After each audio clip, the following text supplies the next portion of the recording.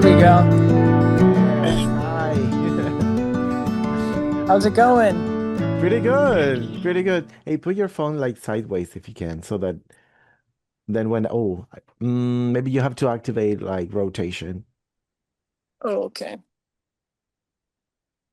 Oh my gosh, why did someone take the dog out? Gosh. What? Sorry, someone just. I Hey, know. Ruth, go back inside.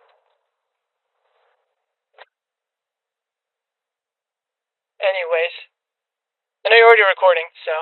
Yes, I am recording Yeah. already, but nobody knows. Then I can edit this all out. You can edit and the dog's head. So it's like, wait, oh, there you are. Hi. Hi, how's it going? Pretty good. Anyways, It's good there we to it's go. good to see you again. Yeah, it's good to see you too. It's been a little bit. A little bit. How long have you been home? About 3 weeks now, I think. Yeah, about 3 weeks now. 3 weeks already. Wow, that's incredible. Well, let's do this right. Introduce yourself, say who you are, you know, for everyone else who will be watching this, maybe, hopefully. We'll see. So, say your name and where are you? Yeah, well, I am Seth Scott. I'm here in the wonderful land of Gooding, Idaho. It's I a very small town and out in the middle of nowhere. It's a small town where you live? Yes, it's super small, about 5,000 people. So, Wow, 5,000 people. yeah. Hmm? Yeah. 5,000 people. That makes San Pedro seem like giant, you know, in comparison. Yeah, I guess you could say like, oh yeah, 5,000 people, that's a lot, but like compared to other places, it's like, I mean, there's a whole ton of other places that are big, like Buenos Aires, for example, right? Wow. Or San Pedro. San Pedro, I think, is a little bit bigger. So, Yeah, the population here, I don't remember exactly, but I think it's around 60,000. really, 60,000 in San people. Pedro, Yeah, that's that's why I was crazy. I did saying, not know that. yeah. You maybe you didn't see Okay. us because we were hiding. No, just kidding. But yeah, it's a lot of people. It's a big population. Yeah, yeah. Well, and so how is Oh, everything? it's been good. It was weird getting off the plane and just hearing English again, just hearing it everywhere. Like I always had English as my little secret language. Like if I wanted to just talk to someone just secretly, like it was my language that I could just talk to. Or we had like secret code words on the mission. Um, like if we were in danger or something, we'd just say like, "Hey, run!" Like just say in English, and then we'd be like, "Okay, we're gonna run now." If there was, something dangerous, or like we would say, "Hey, like, just to let you know, like just kind of like give a heads up." It's like super super handy in the missionary work, honestly, But not having in, like a and not secret in, not language. anymore, because now back in the Now Spanish is US, my secret language. uh-huh. Now Spanish is your second language. That's right. That's right. Well, you know that um one of the main things why I do this is for people who are learning a language. Most cases, people learning English.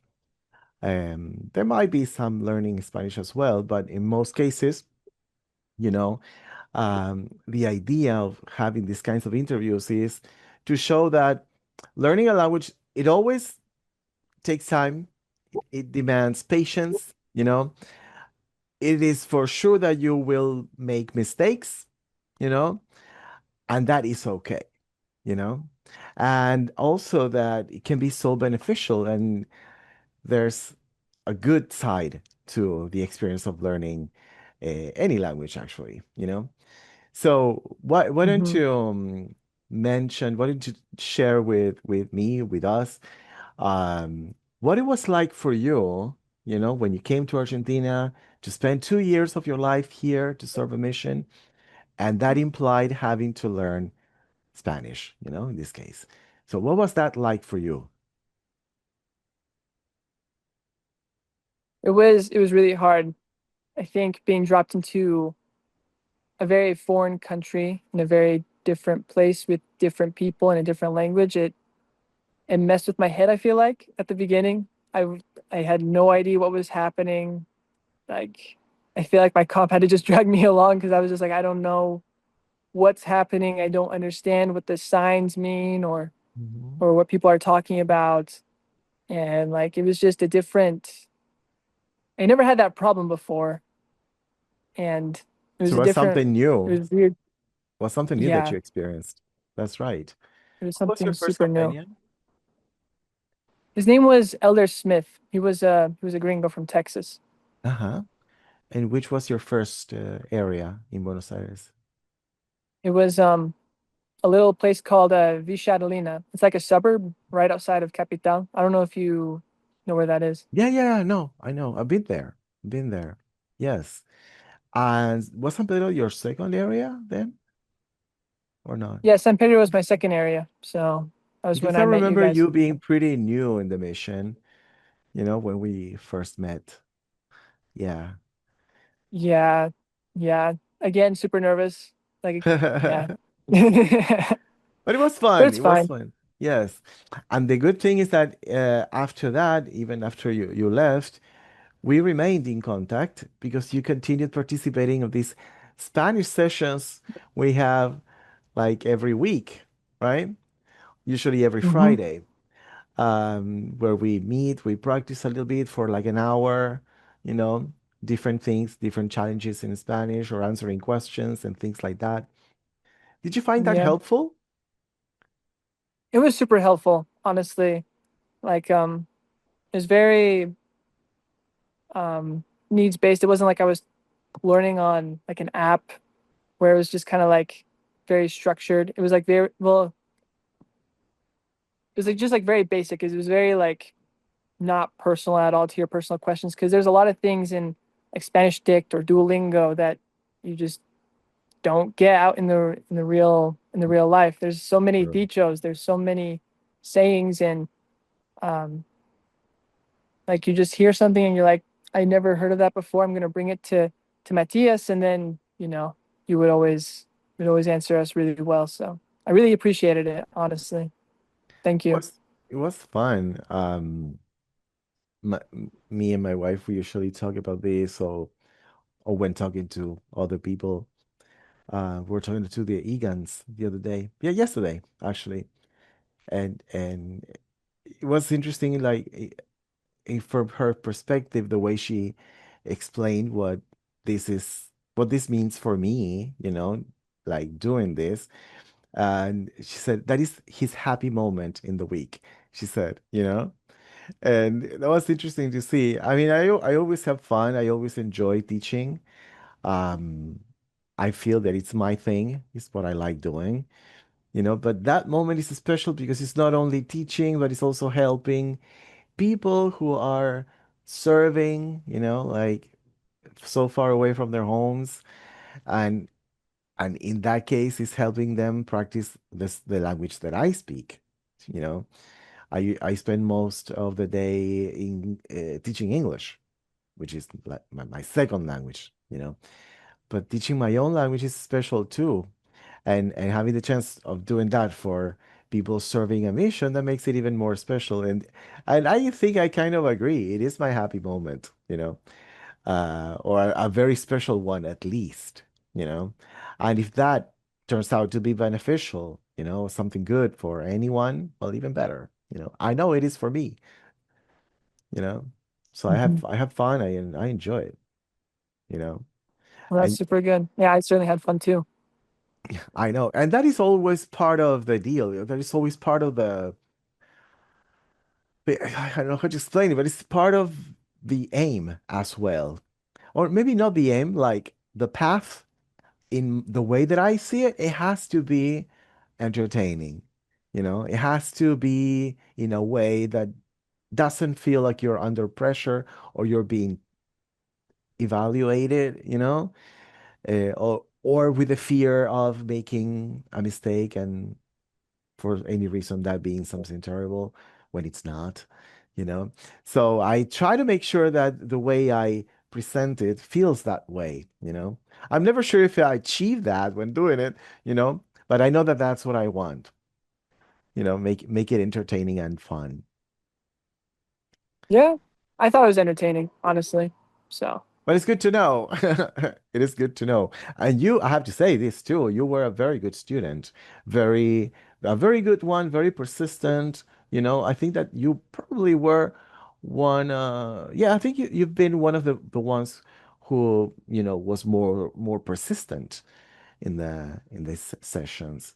Um, I feel that I saw you all through your mission. We've shared sessions until almost yeah, even your very last week. I remember that, right? yeah, yeah. My very last Friday, I was like, hey, my last one. Just want to Yeah. check in and check out. Absolutely. And I have to say that actually meant a lot to me because if you think about it, from a, I don't know, practical point of view, like, well, it's done. You're leaving already. If there was something else that could be learned, why now? But it was not about that. It was I think I feel it was more about like sharing that moment one last time before leaving, you know. So I really Yeah, appreciated that yeah, you chose to be there. Yeah, I liked it. yeah. Well, it's always fun. It's always fun with everyone, with you, and trying to help the newer ones as well Hmm. to to get better. But I don't know. I always want to stay humble when it comes to Spanish. It's a new language. There's always something I need to work on. I mean, Hmm. you said it always throughout like your sessions. Like even the most experienced, most talented missionary could always use a little bit more help in the language. I'm sure, like even you, like as an English teacher, like of course you Absolutely. need all the help you can get as well. So, Absolutely. Yes, I so always that share was what with I was everyone. going for. Yes, I always share with everyone that I continue to learn, and it's really humbling to be aware of how many things I still don't know, you know. And it's I don't know, it happens like every now and then that I come across a word or I hear someone say something, and it's even, I don't know, has an even bigger impact when it's something that my kids say, you know, that I don't know. And they're like, Dad, how come you don't know that? It's like, well, I don't know. Like, teach me, help me learn. Uh, And I think in the end, that's what I really like about languages, that it's not something that you can come, to a certain end, there's nothing left to learn, I don't think that's even possible. It is so vast, so, extends that I don't think you can never say you actually know everything about a language. Yeah, I think a language keeps evolving, like Hmm. it never just stops. Like there's always new slang, there's always new ways to say something, and with that the language evolves. Hmm. And like I'm sure like old Spanish, like what was it? Like vos was like old Spanish, right? Like Argentinians keep saying vos, but like the rest of the world keeps using tu. Is that right? Exactly. Yes, or only very few places say vos.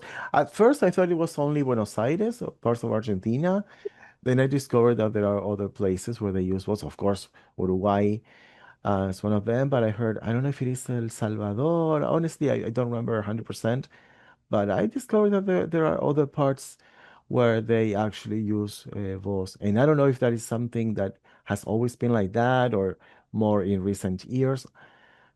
Honestly, I don't know, but I discovered that we're not the only ones. Dang it. The Uh, Argentine pride. There we I don't feel so special anymore suddenly, but well, what can we go. do? You know? Um, what would you say were the things that you struggled the most when learning Spanish? What aspects of the language you feel you struggled more than others? I feel like more than anything, well, there's two things I think I can point out. One is all the conjugations.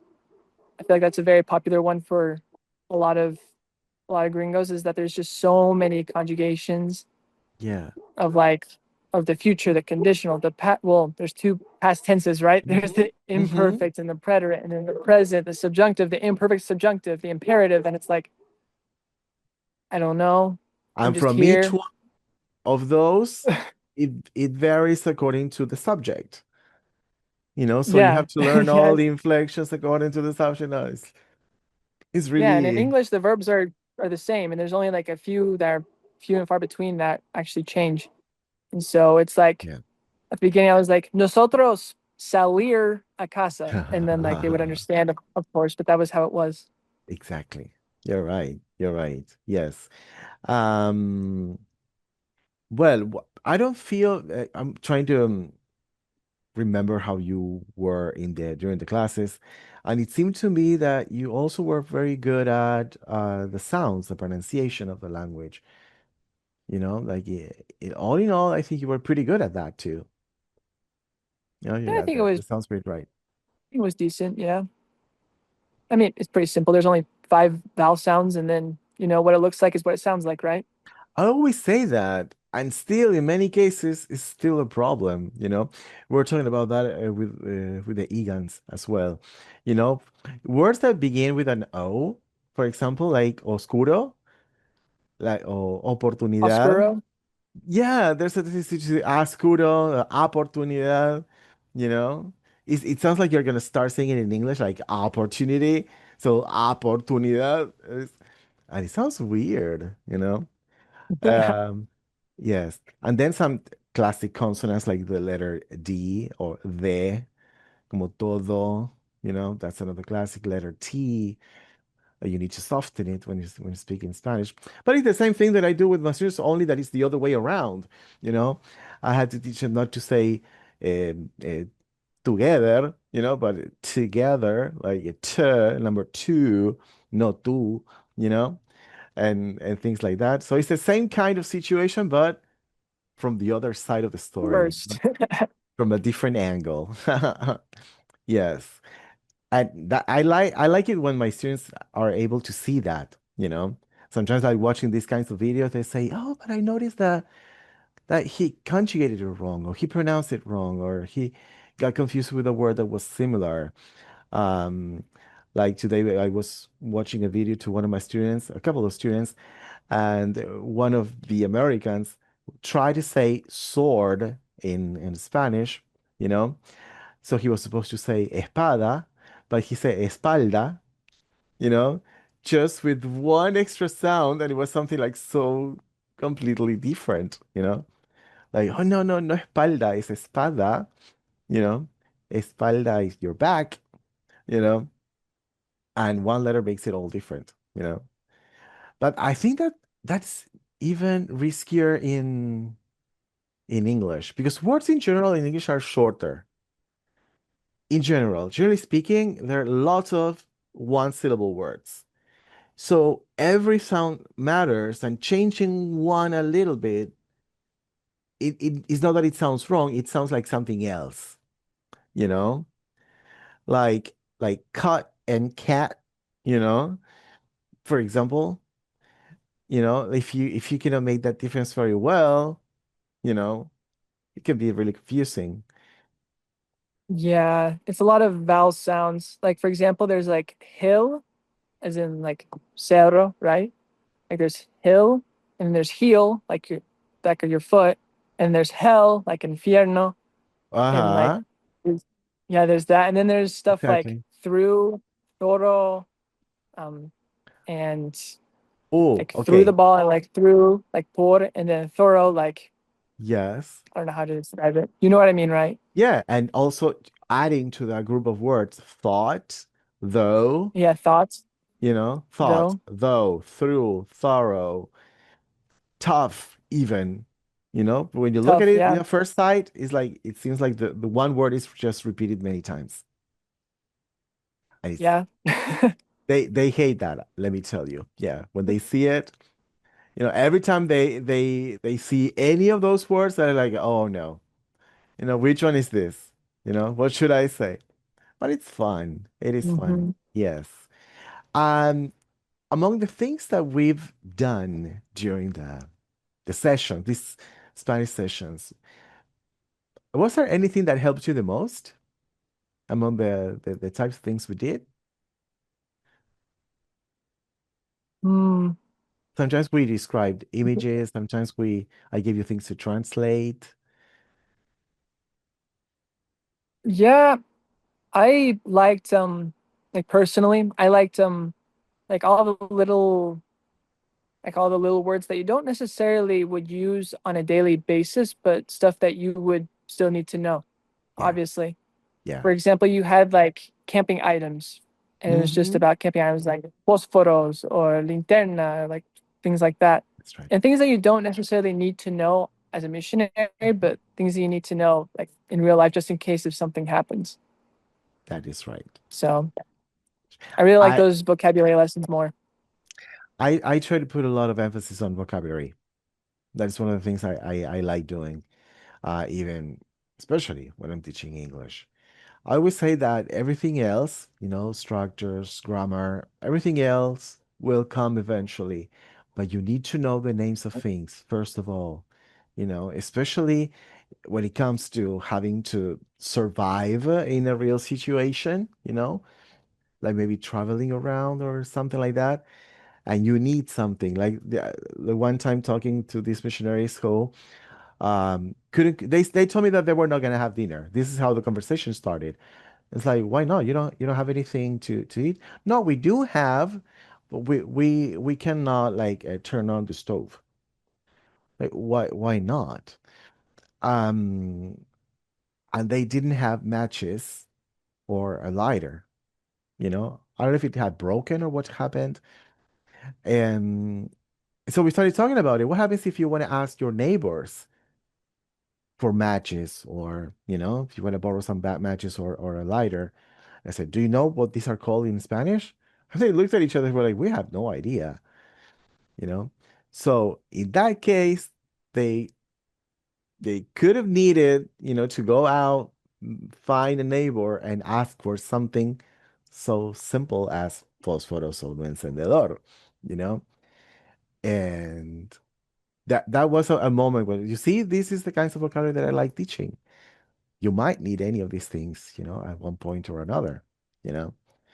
And the same I do with my students of English, and I make sure that all these types of words, these kind of everyday items, that we have a chance to repeat them. We do an activity, we change to another one, but again, this vocabulary appears again, and they're like, "Oh, I know that we said this before," but you know, at one They always point, say that. most of the times it's like, "Yeah, I know you told me this, but I forgot." And again, what is the best way when you're introduced a new word that you had no idea about? What is the best thing you can do to make sure you will remember that? What would you say?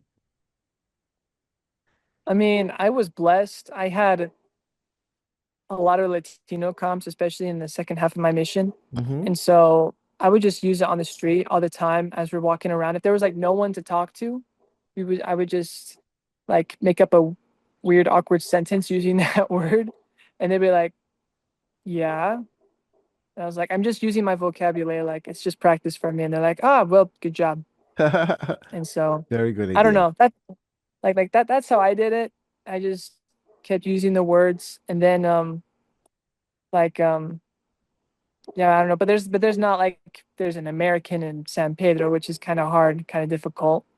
I know. Um, but maybe just like I don't know, maybe for your listeners, if they can just talk as much as they can amongst themselves, or even with I don't know if they like if they meet up at like another place outside of class or anything, but if they can just keep talking in English and keep talking and like using the words that they Hmm. learned that day Hmm. in their private lives when they bump into each other or with their families or whatever. If one of their family members knows English, they can do that. They can definitely hammer in on the vocabulary, I feel like. That's right. Sometimes I say, make it like a game, like a challenge, like a daily challenge. If today you learn two words, two new words, uh, play this game that during the day you have to find a moment where you can use those words. Even if it sounds like not so natural, but find a way, you know, to actually use it. And I think that will, for some reason, that will click in your head and you will, assimilate the new word. It will make sense in your head and that Yeah. that will give you more chances to remember the word, right? And it's fun at the same Yeah, time. it is fun. Or maybe like also like put yourself in a room with like a ton of like things in it. Like put yourself in a kitchen or put yourself in your living room or in like an office. Then you have to identify every single little object that you can find in Hmm. that room. If you can't Hmm. identify it in English, then make a note of it and then Exactly. bring it to class or bring it to Google Translate or something. Exactly. I'm going to show you something and you will tell me if you know what this is called in Spanish. Oh no. Oh Oh no. no, Okay. this is test time. All What right. is My this? final exam. Oh crap. Oh no. I gave you a difficult Go one. ahead. Yeah. I honestly I don't know. I'm not even sure if I know this in English. I'm gonna Cortador say de. okay. Oh man, nails. Mm, dang, this is bad. This is bad. All right, what is nails in Spanish again? Uñas. Uñas. I was about to say uvas for some reason, like Uvas. grapes. That was Okay, okay, okay. okay. I Well, was close. close. Uñas. Cortador de uñas. Is it Uh, correct? Basically yes, but more you simplify that. Shorten it. You need to shorten it. Corta uvas. Uvas again? Oh, corta uñas. Yeah. Digo, You can call it like that. You can corta say uñas. corta uñas. Sometimes we say alicates. El alicates. We Huh. call it like that See, that's as also well. a thing in Spanish. They have like five. Like every object has like five names. Like there's five different I names for know. the same thing. I know. Sometimes when I say, for example, I don't know, I say, you can take the elevator. Keep in mind that in England they call it the lift. They say, oh no, but you see, English is a disaster. They have two names for one thing. Don't say anything because we're worse than that. Spanish is like 5, 10 times worse in that aspect, you know, and it's usually complicated. We name something, but we're talking to someone who is from another province or another country, even Chile, Uruguay, and it's called differently. So I think Spanish, Mhm. as regards that, we're worse. So we can't complain, you know. Is this called, now I'm afraid, nail clipper? Is You're that what it correct. is? Nail clipper? Hmm. Okay. Nail clipper. Okay. Okay. We just call them the clippers. Like yeah, the clippers, nail Just clippers, the whatever you clippers. want to call it. Awesome. Now that you are, well, I think you are in the backyard of your house or something like that, Yes, I am. right? In the backyard. Okay. So there's grass. Yes. Okay. How do you keep it short? Tell me in English. All right. We we mow the grass with the lawnmower. Okay. Okay. So yeah, so we drive it around and yeah, we cut the grass with the lawnmower. Okay. You say you drive it around. What does it look Hmm. like? I'm talking about or asking about your lawnmower. What does it look like? So man, that's a very interesting question. There's nothing else like it. I mean, it Is could it be like a something you, tractor. It could, okay, so is it something you push or is something that you actually ride or drive? it's something. So we have like the push mower where it's like you can push it, but that takes a little bit longer. And Yeah. my dad actually he has a lawn business, and so he actually Oh, has like these giant mowers where he just like rides around and he goes like this and like it turns like it's a zero turn, so like it turns like 0 degrees, and you can like yeah you can make really sharp cuts with it, right. and so we just use that to cut the yard, and yeah, it's like a big old tractor, and you just like push it and it goes forward, and yeah. I don't know if you can imagine this, but every time I want to teach that the action and the name of the machine, they expect, because the English usually is very simple when it comes to names of stuff. So they expect we're going to be talking about a grass cutter, for example, you know? So it's okay, but not in this case. We talk about like mowing lawn and the machine is the lawn mower. They're like, wait, what? Like, what is that? So you don't say grass, you don't say cut. Well, you are cutting it, but you are mowing the lawn, It's like, and the machine is because of that is a lawn mower. So it's always like one of the difficult ones, you know.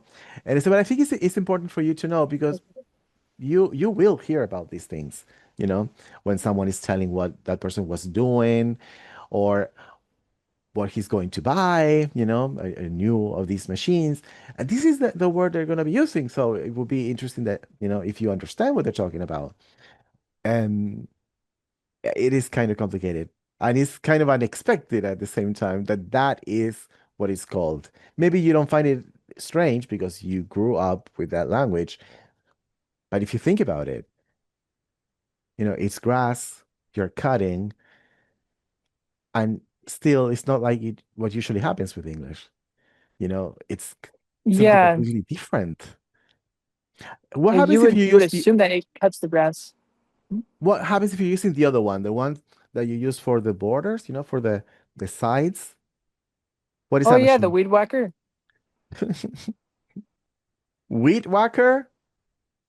the weed whacker or Okay. the trimmer, whatever The you want to call trimmer, it. grass trimmer. I the other day I heard the edger, probably it's a The little what? different. The edger. Oh yeah, the edger. That's very uncommon though. I mean, It is? maybe I guess it's just in Idaho. It's not that common. I don't know. We always say weed whacker or the trimmer. But yeah, the lawn edger, yeah, it could definitely be that. Awesome, awesome. We're running out of minutes because this one has a has a limit. So we're coming to the end of this interview. The minutes really Okay. flew away. But I want to thank you for not only for accepting to have this interview, this conversation with me and be part of this project that I have, but for everything, for being a part of these Spanish sessions every week. It's always been so nice to have you. You've been such a nice person, such a gentleman, and that's not easy to find. So I appreciate that. I feel that I've learned things from you about that, and you're really inspiring, as a person. So I thank you. I'm really glad that I had a chance to meet you in person, well, when you were here in San Pedro, and then that we have kept in touch. And I hope it will continue that way if you want. Of Mhm. course. Yeah, well, Yeah. yeah, obviously. Yeah, we'll definitely keep in touch. So, but thank you so much for your Spanish lessons as always. And it was a pleasure meeting you and your family in San Pedro and being with you guys and everything. So, yeah, just thank you. You're welcome. We always enjoy your presence. So let's keep in touch. Of course, when the video is ready and edited and everything, I will let you know. I will send you the link and everything. Um, and if you give it a thumbs up, I will post it. No, I will be fine. It was amazing. So I hope you agree. And well, we'll be in touch. And if in any way I can be of any use to you, whatever you can think of, just let me know. I will always be willing to help. All Okay? right. Yeah, awesome. Yeah, thank you so much. Yeah. Actually, one little question. Yeah. So I'm actually going to be in Buenos Aires this week. What? What? This week? So soon? Yes. How? What is it? Like my family wants to come to Buenos Aires and they want to see where I've been and everything. And we're actually flying out tomorrow. No So, way. That's wonderful news. Will you yeah. be around So, here? um that's the thing. You guys like San Pedro is kind of far. And we're not going to have a car to rent out.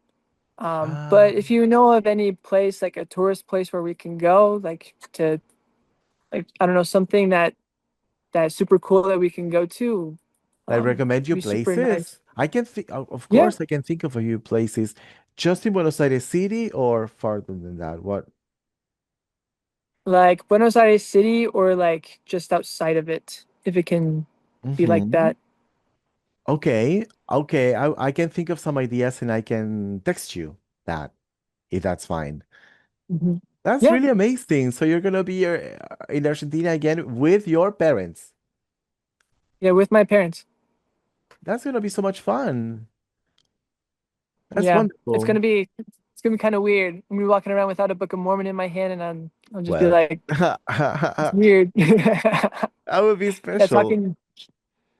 I Yeah, know, I that'd be know. awesome. Do they speak Spanish? No. They don't. Okay. Well, My anyway, my mom is learning my mom is learning a little bit, but that's about it. no, you'll be their So translator, so everything will be fine. everything will Yes. be fine. Okay, well, let me know how that goes, and well, I will be texting with some recommendations. And how long will you be staying? Um, so we arrive on Wednesday and then Saturday morning we're flying out. So I have like 2.5 days ish. Ah, So not a lot. Like quite briefly. Okay, okay, yeah, it's pretty brief, but yeah, if you could just like shoot some ideas. I already got some ideas in mind, but okay. like they're more of the bigger places. So like if there's something that I'm missing that's like super cool, like Uh-huh. then just Okay, let me know. okay, You would know good. more than me. Okay, maybe not that much, but I will let you know what I know, okay? And with the ideas that I can think of. And I'll text you with those little things and we'll see what happens, okay? Alrighty. Well, thank you Awesome. so much, Matthias. Thank you. Thank you. It was really nice to see you. We'll talk soon, okay? All right. Sounds awesome. Thank you. See you. You're welcome. Bye bye. Bye.